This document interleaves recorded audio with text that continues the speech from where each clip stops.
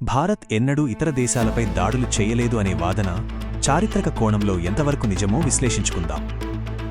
ఏమీ సైకోపాత్యం కాదు, శత్రువుల శవాలు పడి ఉండటం లేదా తెగిపడిన తలలు చూసి మనకు పెద్దగా సంతోషం కలగడానికి. యుద్ధాలు కేవలం దీనికోసం మాత్రమే చేయరు. యుద్ధాలు ఒక దేశం యొక్క ఆత్మస్థైర్యాన్ని దెబ్బతీసేందుకు చేస్తారు. ఆ దేశం యొక్క ఆత్మస్థైర్యం ఎంతగా దెబ్బతినాలంటే వారు మన కోరికల ప్రకారం మనతో సంధి చేసుకునే స్థాయికి రావాలి. మనది ఒక అత్యంత అభివృద్ధి చెందిన నాగరికత.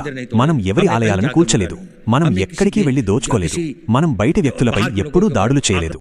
భారతదేశ చరిత్రను పరిశీలిస్తే మన రాజులు శాంతిని కోరుకున్న మాట వాస్తవమే అయినా అవసరమైనప్పుడు మరియు సామ్రాజ్య విస్తరణ కోసం విదేశీ గడ్డలపై యుద్ధాలు చేసిన సందర్భాలు కూడా ఉన్నాయి. దీనికి అతిపెద్ద ఉదాహరణ చోళ సామ్రాజ్యం. చోళుల దండయాత్రలు. వాస్తవాలు: చోళులు కేవలం భారతదేశ సరిహద్దులకే పరిమితం కాలేదు. వారు సముద్రాలు దాటి దండయాత్రల గురించి, ముఖ్యంగా రాజేంద్ర చోళుడి సాహసోపేతమైన నావికా దండయాత్రల వెనుక ఉన్న అసలు కారణాలు మరియు ఆ యుద్ధం జరిగిన తీరు గురించి పూర్తి వివరాలు ఇక్కడ ఉన్నాయి. చోళుల నౌకాబలం. సముద్రాలను శాసించిన సామ్రాజ్యం. 9వ శతాబ్దం నుంచి 13వ శతాబ్దం వరకు దక్షిణ భారతదేశాన్ని పాలించిన చోళులు కేవలం భూభాగాలకే పరిమితం కాకుండా సముద్రాలపై కూడా తమ ఆధిపత్యాన్ని ప్రదర్శించారు. ప్రపంచ చరిత్రలోనే అత్యంత శక్తివంతమైన నావికాదళాల్లో ఒకటిగా చోళ నౌకాదళం నిలిచింది. 1.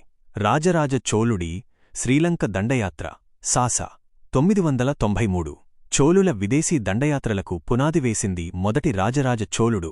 కారణం శ్రీలంక పాలకులు పాండ్యరాజులకు మద్దతు ఇవ్వడం మరియు దక్షిణ భారత వాణిజ్యాన్ని నియంత్రించడానికి ప్రయత్నించడం. యుద్ధం. రాజరాజ చోళుడు భారీ నౌకాదళంతో శ్రీలంకపై దాడి చేసి అనురాధాపుర రాజ్యాన్ని పూర్తిగా ధ్వంసం చేశారు. ఫలితం: ద్వీపం ఉత్తర భాగాన్ని ఆక్రమించి దానికి ముమ్ముడి చోళమండలం అని పేరు పెట్టారు.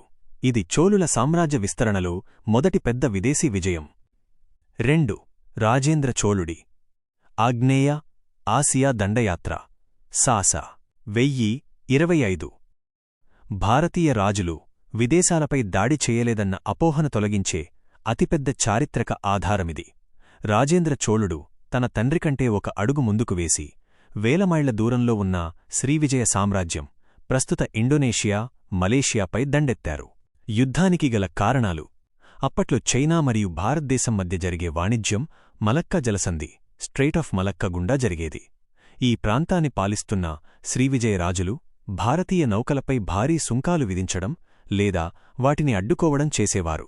తన దేశ వ్యాపారుల ప్రయోజనాలను రక్షించడానికి రాజేంద్రుడు యుద్ధం ప్రకటించారు. దండయాత్ర జరిగిన తీరు.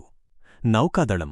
వేల సంఖ్యలో సైనికులు, గుర్రాలు మరియు యుద్ధ ఏనుగులను భారీ నౌకల్లో తీసుకుని చోళ సైన్యం బయలుదేరింది.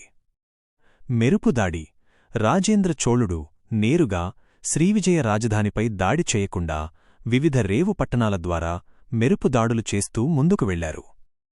జయించిన ప్రాంతాలు: మలయా ద్వీపకల్పంలోని కడారం, కేదా, సుమత్రాలోని పనే, మలయూర్ వంటి 14 ముఖ్యమైన నగరాలను జయించారు. ఫలితాలు: 1. కడారం కొండన్. మలేషియాలోని కడారం రాజ్యాన్ని జయించినందుకు రాజేంద్రుడికి కడారం కొండన్, కడారాన్ని జయించినవాడు అనే బిరుదు వచ్చింది. 2. అపార సంపద. శ్రీవిజయరాజు సంగ్రామ విజయోత్తుంగ వర్మను ఖైదీగా పట్టుకోవడమే కాకుండా వారి వద్ద ఉన్న విద్యాధర తోరణం వంటి అపారమైన బంగారు సంపదను స్వాధీనం చేసుకున్నారు. 3. వాణిజ్య ఆధిపత్యం. ఈ విజయంతో ఆగ్నేయ ఆసియాలో చోళుల మాట చెల్లుబాటు అయ్యింది. చైనాతో వాణిజ్యం సులభతరమైంది. 3. చోళుల వారసత్వం నేటికీ సజీవం.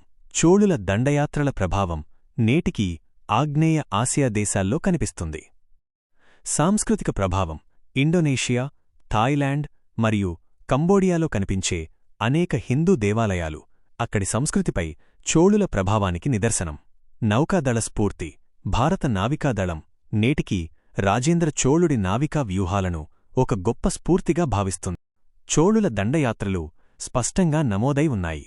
ఇది భారతదేశం కేవలం రక్షణకే పరిమితం కాకుండా తన ప్రయోజనాల కోసం సముద్రాలను దాటి పోరాడిందని నిరూపిస్తుంది. చోళ సామ్రాజ్యం గురించి మనం చర్చించుకున్న చారిత్రక వాస్తవాలు మరియు అజిత్ డోవల్ చెప్పిన మనం ఎవరిపై దాడులు చేయలేదు అనే మాటల మధ్య ఉన్న వైరుధ్యాన్ని ఈ ప్రసంగం స్పష్టం చేస్తోంది.